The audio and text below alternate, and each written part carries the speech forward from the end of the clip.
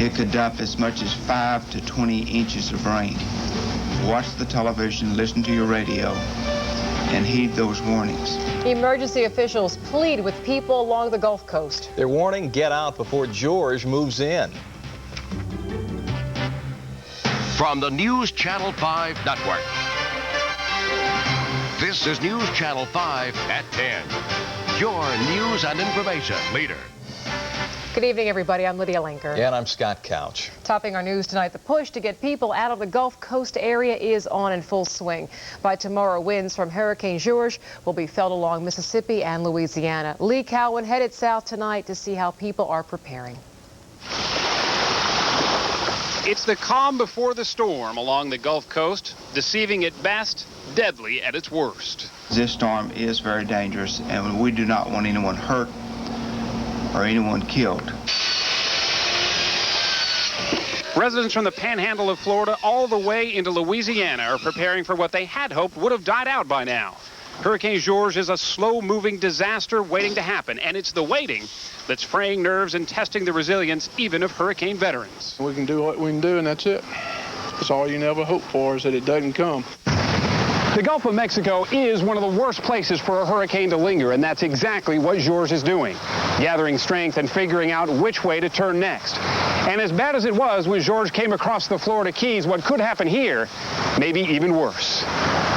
Along with winds that could top out near 120 miles an hour, there's the storm surge, expected at up to 15 feet and up to 20 inches of rain. We didn't really want to come this soon, but it was mandatory, and we live in a mobile home, so we wanted to get up. Already, mandatory evacuations in low-lying areas have been put into effect, and watches have turned into warnings. Hopefully we don't lose our power, and hopefully this thing blows away. Residents have been through all of this before. Hurricane Frederick nearly 20 years ago took almost the exact same path, and it ended up being one of the most damaging hurricanes on record. Lee Cowan, CBS News, Biloxi, Mississippi. If you'd like to help out in the relief effort to help the people in the whole area in the south, just call your local Red Cross or Salvation Army. Both cash and material donations are needed. Now we want to get the very latest on this storm system. For that, let's go directly to Leland Statham, who is standing by at the Weather Center. Leland.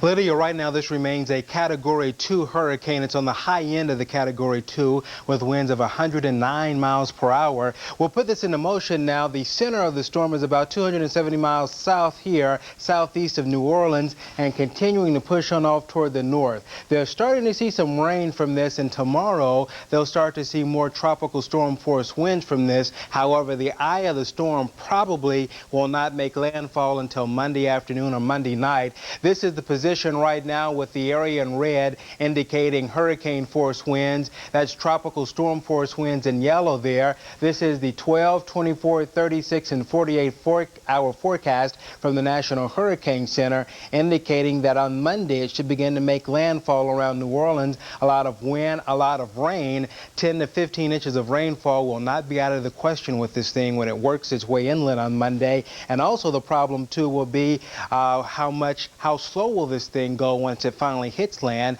and that could be a problem as far as our forecast goes later in the 5-day. We'll have more about that coming up a little bit later. Scott?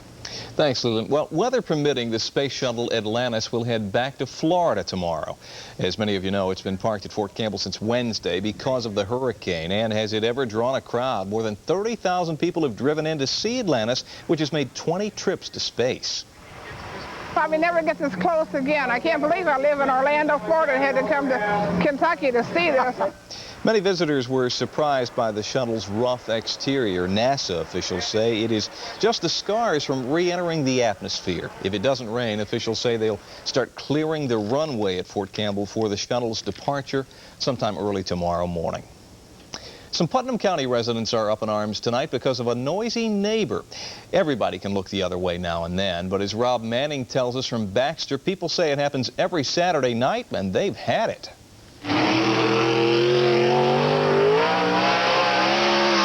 Every Saturday night, cars take to the track at the Tennessee Motor Speedway.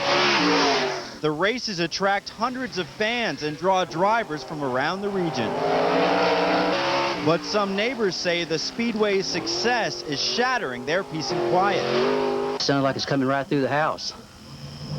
It's just very noisy and very disruptive when you're trying to sleep. It doesn't bother us that bad, but I do feel sorry for some of the people who live closer to the racetrack. A group of neighbors brought their complaints about the noise to the Putnam County Commission, but commissioners say they can't do anything because Putnam County doesn't have any zoning. The Speedway's owners say they try to finish racing by midnight, and they refuse to stop waving the checkered flag. Anytime you go to a racetrack, there's going to be noise. I'm sorry for their inconvenience, but this is a big deal, and we hope to continue, and we will continue with the racetrack. Neighbors will have to go to court to stop the noise, a potential legal battle shaping up between residents and race fans. In Putnam County, Rob Manning, News Channel 5. Racing season at the Tennessee Motor Speedway stops at the end of the month and starts again next April. Labor trouble has been avoided at a large Nashville company tonight. The International Association of Machinists, Local 735, says it will not go on strike tonight because it has accepted a deal with the Aerostructures Corporation. The union has about 1,200 members who work there. The union's contract with the company expires tonight at midnight. Until today, better pay and retirement benefits were an unresolved issue. Aerostructures used to be called Textron. Cancer awareness rallies were held all over the country today. In Washington, thousands of survivors, some famous, gathered on the mall to share their success stories. They were joined by family and friends. They hope today's event heightened awareness on the need for preventative measures and more funding for cancer research. Tennesseans supported the Cancer March as well. The march at the Bicentennial Mall today coincided with a national march in Washington at the mall. Supporters held a day-long rally to raise awareness about funding the disease. Mayor Bredesen says everyone can relate. There's hardly anybody that doesn't have a loved one who's died of it. There were a lot of people here today who've got personal experience with it. Some of them spoke to the group. Governor McWhirter had some personal experience with it and gave a very moving speech to the group. And, I think people, they care about it and they want to be part of an effort to get the resources of this country behind doing something about it. Funding for cancer research has fallen off the past couple of years nationally. Mayor Bredesen says if we want to find a cure, though, we will have to find more money for that research. Many cancer sufferers have new reason for hope tonight. Researchers say the new drug Herceptin may be able to help up to 30% of women with breast cancer. Herceptin treats the underlying genetic defect associated with the more aggressive forms of cancer. The side effects of this new drug are also less severe than traditional chemotherapy. On a lighter note, the Music City is rocking tonight to the beat of the Steel Horse Stampede. The second annual motorcycle rally and music festival brought hundreds of bikers to Riverfront Park today, and organizers say it's a family affair. Not to talk about the biker myth, because I don't think these people are biker. These are people who enjoy riding motorcycle, getting out, seeing Nashville, hearing some good music, having some good fun. And looking down at Riverfront Park from our Skycam there, you see the entertainment is in full swing. Rock legends Steppenwolf and Bad Company are on stage tonight. An art auction with a tacky touch will help Middle Tennesseans with disabilities. The Technology Access Center, or TAC, is holding the benefit tonight. TAC is a private nonprofit organization that gives the disabled technical equipment they need to have more control over their home and work environments. The tackiest dresser at tonight's event goes home with a prize. It's not uncommon to see people milling around Hillsboro Village on a great Saturday night like tonight, but the place is really packed tonight. Hundreds turning out for the Taste of the Village party. Pancake Pantry, the Trace, Sunset Grill, Provence, Bosco's, and Fido all played host. The business owners say the Village has a lot of different things to offer and great things to eat, and they just wanted people to know that. Boy, some good food. I could go for a blueberry pancake about now. Right. Well, sadly, a great entertainer is no longer with us. That's right. Betty Carter was known as the godmother of jazz music, and straight ahead we'll take a look back at her amazing life. And ear infections can be excruciating for sufferers. Coming up in medical news, we'll tell you why scientists say they may now be a thing of the past. Plus, people parade proudly. Up next, we'll tell you about their fight for equal rights.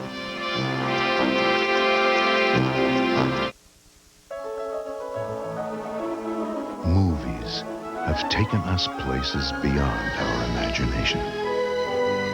Now you can take those movies to places you never thought possible. Introducing the Silhouette Premier from Oldsmobile, the first minivan with a video entertainment system built right in. It gives motion pictures a whole new meaning. The Silhouette Premier, only from Oldsmobile. This is News Channel 5 at 10. Your news and information leader. The woman they call the godmother of jazz died today in New York.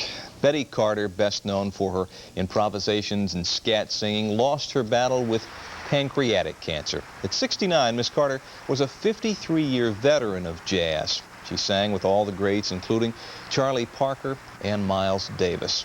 Carter, a two-time Grammy winner, was honored last year by the president with a National Medal of Arts award. Well, in a rare Saturday session today, the House of Representatives passed a tax cut bill, but don't cheer just yet. It still faces a vote in the Senate, and President Clinton is threatening to veto it. Democrats argue the budget surplus shouldn't be used to give folks a tax cut, but should be used to bolster Social Security instead. Republicans say that the tax bill will not cut into Social Security.